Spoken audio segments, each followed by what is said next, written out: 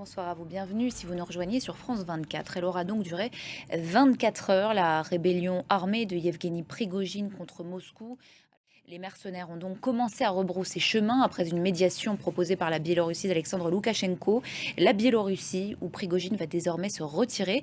Selon le Kremlin, les charges contre lui sont abandonnées. On écoute Yevgeny Prigojine, on en reparle juste après avec Bruno Darro. Et pour mieux comprendre ce qui s'est joué en Russie ces dernières 24 heures, je me tourne vers vous, Bruno Darou. Bonsoir à vous. Le Kremlin annonce donc l'abandon des poursuites judiciaires contre Prigojine. Les combattants de Wagner qui ont pris part à cette rébellion ne seront pas non plus poursuivis. Yevgeny Prigojine part se retirer en Biélorussie. C'est ce qu'on apprend à l'instant dans un communiqué du Kremlin. Est-ce que cela signifie la fin de Yevgeny Prigojine ? Ah, ça, c'est une bonne question, mais à laquelle je suis bien incapable de vous répondre.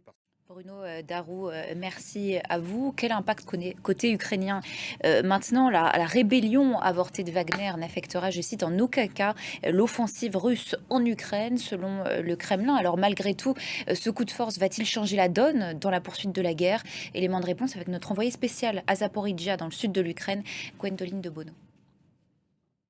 Bruno Darou, quelle présence pourraient désormais avoir les troupes de Wagner sur le terrain en Ukraine? Et oui, c'est une grande question. Comme le chef va être en Biélorussie, évidemment, il sera plus en Ukraine au moins pour quelques jours, quelques semaines, on ne sait pas.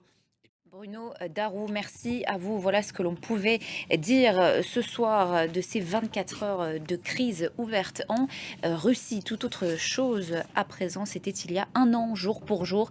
La Cour suprême américaine annulait son arrêt Roe versus Wade qui garantissait le droit à l'avortement sur l'ensemble du territoire. Mais pour Joe Biden, les interdictions au niveau des États ne sont qu'un commencement. Coup de projecteur à présent sur un prodige du basket, où vous en a beaucoup parlé ici sur France 24. Victor Wembanyama, c'est son nom. Le Français est arrivé dans son nouveau club, les Spurs de San Antonio. Et le moins que l'on puisse dire sur place, c'est qu'on l'attendait avec beaucoup d'impatience. Voyez ce reportage signé Loïc Piala. Et c'est la fin de ce journal. Merci beaucoup à vous pour votre attention. On se retrouve dans quelques minutes sur France 24. Restez avec nous.